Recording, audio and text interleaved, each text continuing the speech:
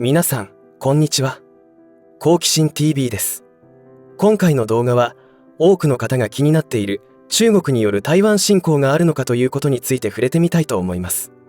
安倍首相が言った台湾有事は日本有事という言葉が有名になり、今まで無関心だった人でも知るようになったと思います。そしてもう一つの有名になった単語といえばシーレーンですね。直訳すれば海の航路ということになるのですが、台湾有事が勃発すると輸入大国日本は食糧危機、エネルギー危機などありとあらゆる危機が訪れます。そういった意味でも中国の台湾侵攻があるのかないのか気になるところだと思います。今回の動画は皆さんが考察するための良い情報になると思いますので、最後までご視聴ください。このチャンネルでは、自分や家族の身を守るためにできることや、日本人がこれ以上騙されることがないようにするための情報を発信しています。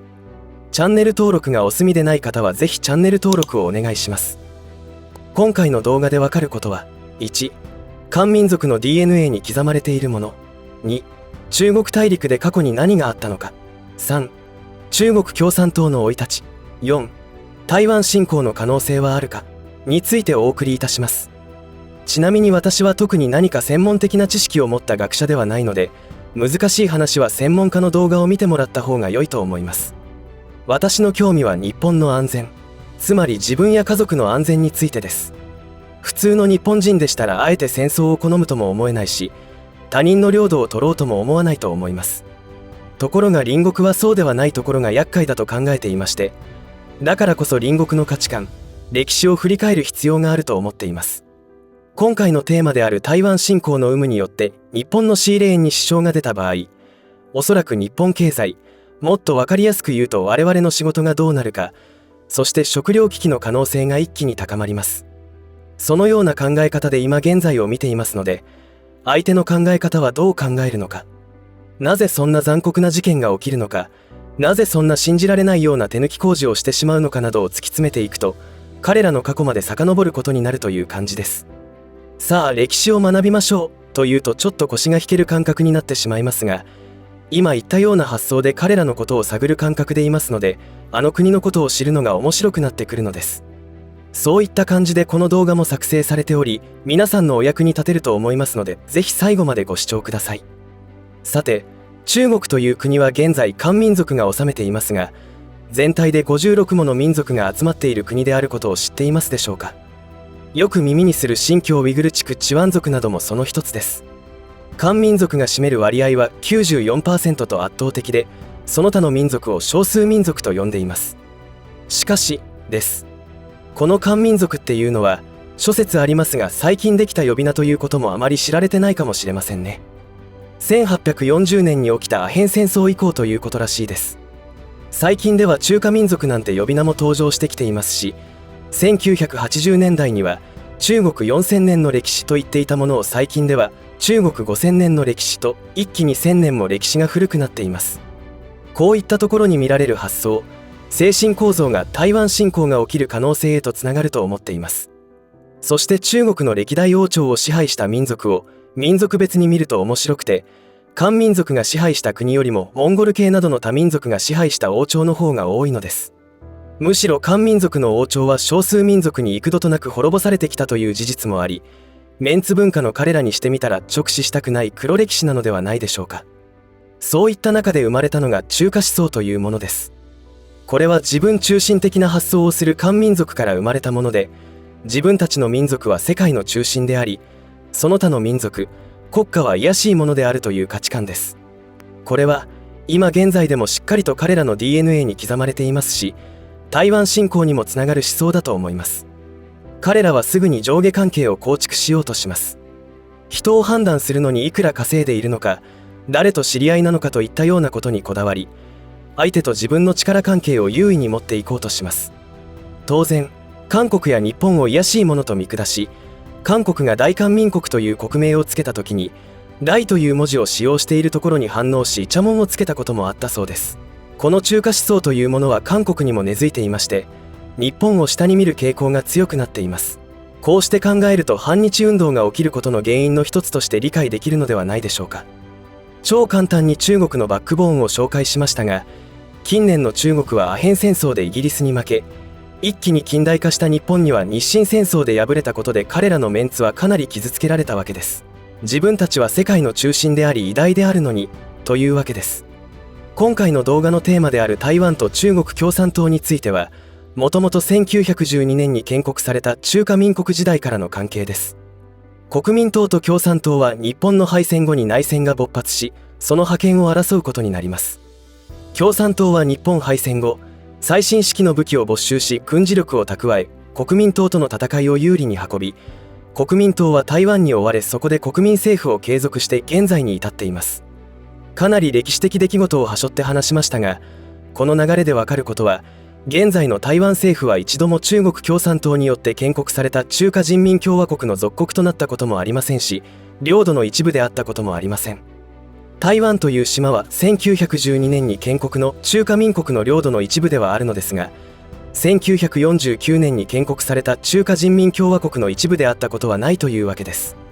この部分については世界の認識は一致しています。認識がずれているのは中国共産党だけということになります。なんなら日本の尖閣諸島や沖縄まで中国の領土と言い切っています。中国共産党はソ連との間で中ソ論争によって関係が悪化した後、今度はアメリカにすり寄っていきます。アメリカなどの自由主義陣営はソ連との覇権争いの中で中国の民主化ということに大いに期待したし、鄧小平もそのように言ってアメリカなどの西側諸国から金と技術を盗みまくり、軍事力を増強し軍事大国に上り詰めます。皆さんもご存知の通り、ソ連が崩壊しソ連の脅威がなくなったと思ったら、今度はしたたかに国力と影響力をつけてきた中国がその覇権を争うことになって今日に至っています。今までは中国を世界の工場として世界金融資本家たちが利用し莫大な利益を得てきたのですが、中国がいよいよ世界の覇権国になるという野望をあらわにしてきたことで、元アメリカ大統領が対中政策を一転させ対中制裁を課し始めました。そして現在のバイデンアメリカ大統領は台湾を守ると言ったことで、台湾問題は最重要問題に確定しました。世界の覇権国家となるという中国共産党の野望は中華思想に根ざしたものであり、さらに習近平にしてみたら伝説の毛沢東でも成し得なかった台湾統一を自分が実現するということに大変大きな意味を見出しているのではないでしょうか。アメリカが台湾を守るということの宣言は本当にすごく重大ですし、中国共産党が台湾を落とすことになるとアメリカの覇権は終わることを意味します。かつてイギリスが世界の覇権国家であったものがアメリカに移ったように、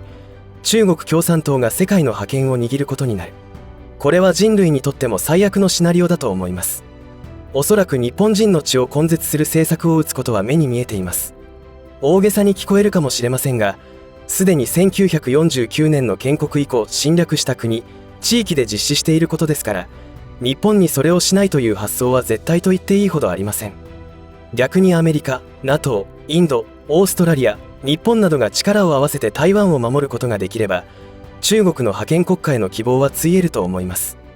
現在の中国国内は経済はガタガタ、人口激減により少子高齢化が日本の比ではないくらい進んでいますし、中国共産党の支配力も人民のデモに屈し始めているのを見るとかなり落ちてきていると思われます。そして世界の工場という優位性はもうすでに外国企業がその生産を中国以外に移している現実もあり失われています。そうなると中国は10億人近い貧困層を抱え没落していくことになると思います。だからこそ台湾を取らなければ中国共産党の明日はないと思うのです。私が考える結論としては台湾侵攻は 100% あると考えています。我々はあるものとして準備しないと有事の際にはもうお手上げとなると思います。中国共産党は数年前から世界中の食料を買い漁っていたことは隠しようがない事実として知れ渡っています。もちろんいろいろな憶測が飛び交っていますが、私は戦争の準備をしているのだと解釈しています。皆さんはどのように考えますでしょうか。ちなみに中国共産党による台湾侵攻は次起きるとしたら第二次台湾侵攻ということになります。実は第一次と呼ばれているかどうかは分かりませんが、1949年に中国共産党による台湾の金門島侵攻があったのです。当時も日本国内では台湾の危機を救えという世論が強くなっており、今現在の状況と似ていると思います。そこに元日本軍人の根本博中将の活躍があって、中国共産党の台湾侵攻を失敗に終わらせています。こちらの話も動画にしておりますので、よかったら概要欄のリンクからご覧ください。いかがだったでしょうか。私が中国ウォッチをしている理由についても動画を作成しておりますが、日本の安全保障について考えるときに欠かせない視点だと思うのです。日本人が騙されてきたことはあらゆる分野に及び、今現在もなお政治、経済、マスコミにその影響はあります。今騒がれている食糧危機やエネルギー危機も全てつながっているのです。今回の動画を作成するにあたっていろいろと資料に目を通したのですが、改めて中国という国は油断ならない存在だと思いました。したたかに相手の隙を狙って、ありとあらゆる心理戦、情報戦を使い内部工作を仕掛けてきます。中国共産党がこの世に生まれてからは中国人民のモラルは崩壊しました。そしてそれは元に戻ることはないでしょう。台湾侵攻も気になることですが、現在日本国内にいる中国人の動向にも注力しておかなければなりません。彼らは国防動員法という法律によって縛られています。中国共産党の命令に従わないと、本国にいる家族の命に危険が及ぶという非常な手口で海外に住む中華系の人々をコントロールしています。いきなり我が国の国内にテロリストが出現ということも間違いなく起きることでしょう。そこまではしないでしょうという発想、感覚が自分の身を危険にさらすことになるので、中国ウォッチが必要になってくるのです。ぜひ危険予知能力を備えてください。そうすることで救われる命もあると思います。以上で今回の話は終わりとしますが、皆さんの応援が次の動画作成の力になりますので、いいねボタン、チャンネル登録、通知設定をオンにしていただけると嬉しいです。また、よろしかったらこの動画のシェアをお願いいたします。最後までご視聴ありがとうございました。好奇心 TV でした。